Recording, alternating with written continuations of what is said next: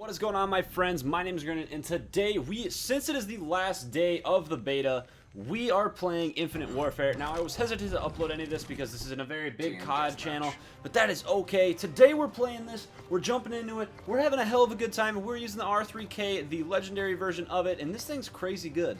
Like, I have enjoyed this gun so much, even though it's a 3-round burst and it's an energy weapon, it's so enjoyable, and it's just so satisfying. I'm going to throw that out there just for anybody who catches that reference, because there's been so much positive stuff on the Hero Formula video that I released a while back. Oh my lord. With the Little Death starting off the match, guys, let's talk about some stuff right now. Today, another really giant reason why I wanted to make this video is because this, in my opinion, this COD is probably one of the most unique Call of Duties you will ever play or have ever played. Now, the reason I say this is because along with it being Infinite Warfare and being in space and stuff like that, it's so different. Like, it combines so many different elements of all sorts of different games together in perfect harmony and makes a fantastic game in and of itself. People will be like, oh yeah, well we wanted MW2 or we wanted COD 4, but they're giving you COD 4. We get remastered COD 4, which I'm sure every single COD player is excited for. But in the meantime, we also have a really badass new game that we can play as well. Now, some of the things that I'd like to make a point on are the exo movements. The movements are similar to that of Black Ops, except they're not as extreme. You can't jump and run on walls as far as you could in Black Ops 3.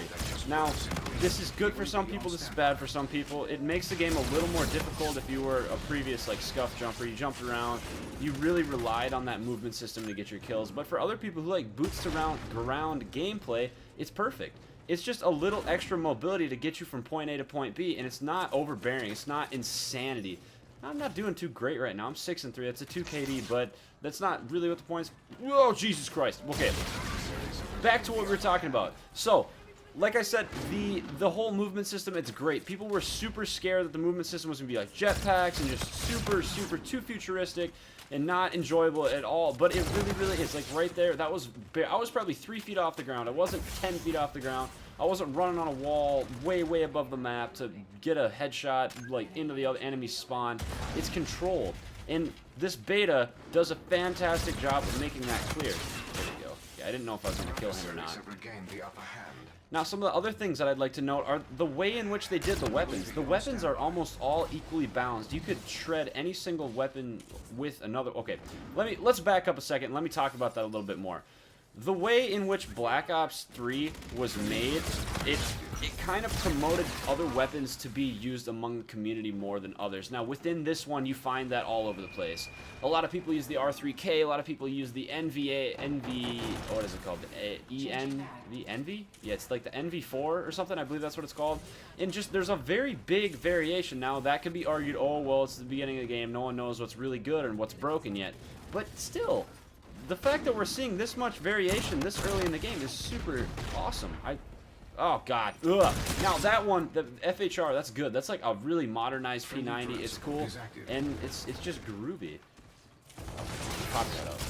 Oh please, please. Oh, that was a death going into that. I knew that was gonna happen.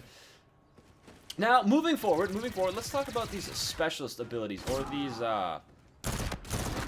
we'll talk about that in a second too, but let's talk about these specialist abilities, as you would say, or I don't know, like abilities that your combat rig has. Oh, like that, there's an eraser. They're unique.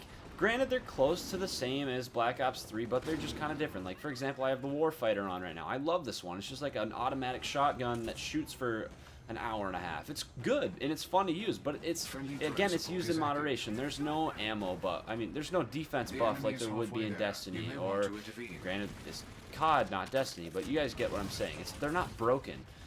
They are all good at what they do in their own certain ways. Some are better than others. Like the sniper one, the Phantom, it's difficult to use, but it pays off.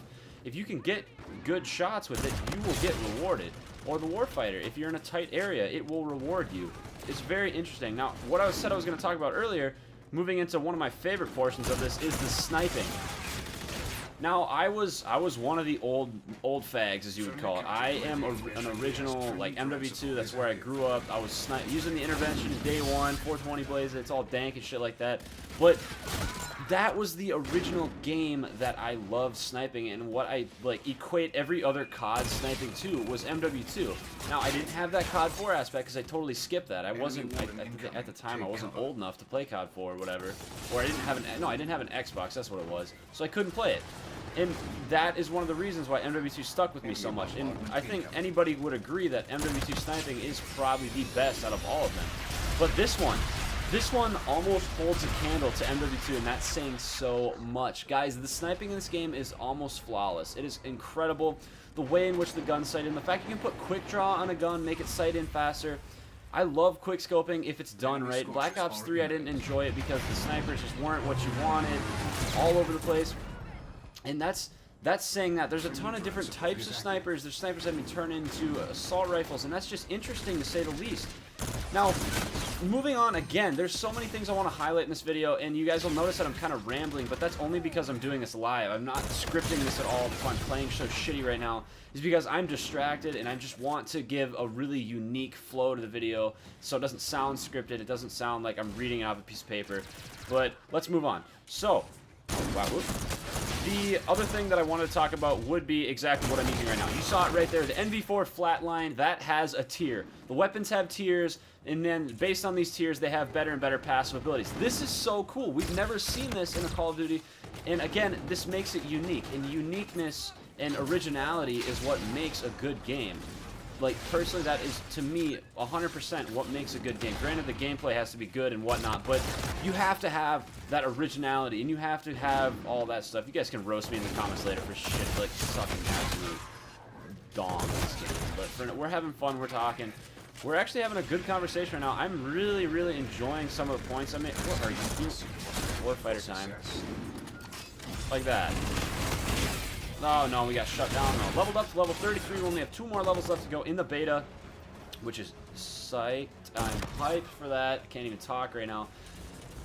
But that's another thing right there. The fact that we have different like classes, not even classes, but weapon tiers that you can access through the time you play. Now, if they make this pay to win, I might disagree with it a little bit more. I really hope they don't. I really hope they don't, because then that would mean you have to actually play for what you get, and you can't just buy it, and then you have pay-to-win players, and that's no fun for anybody. Now, this guy needs to come up here so I can give him the beans. Oh, no, he's right there.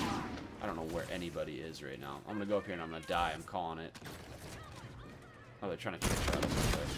No, not quite yet. They have a couple more points to go still. Back of the plane. Oh, there he is. Oh, God, flinched. Shit! The weapon tier system, it's so cool. Some of them have that de-atomizer strike ability. Like there's the Ripper. That's a gun from MW. No, the Ripper is from Black Ops 2. I forget. I honestly have no idea what the Ripper is from, but it was from a previous COD. The fact that they're putting it into this new one, they're gonna. Okay, ready for this? This is no. There we go. We lost. It's okay though. We had a good conversation. We talked about what I want to talk about, and that is the entire point of this video. Now it's gonna sound really scattered, and I apologize for that, but that is what I want to highlight. I just want to talk about it. And if I had to say, should you buy this COD? Absolutely. There's no doubt in my mind you should buy this COD. Spend money and spend the extra money and get the remastered version of COD 4. Because if you ever get tired of this, you can always go back to that, and that'll be refreshing. Then I get pissed off of that and come back to this, and it'll just be a continuous cycle. Then you can go to Battlefield and stuff like that. But anyways, guys, I really, really hope you enjoyed this. I hope it kind of sparked some interest, and I kind of informed you some stuff that I was trying to get to. But yeah, that's the beta. There it is. Great game. I love it so far, and I can't wait to see what it holds for us in the future. Guys, again, my name is Grinnan. Thank you all for watching. We will see you in the next one.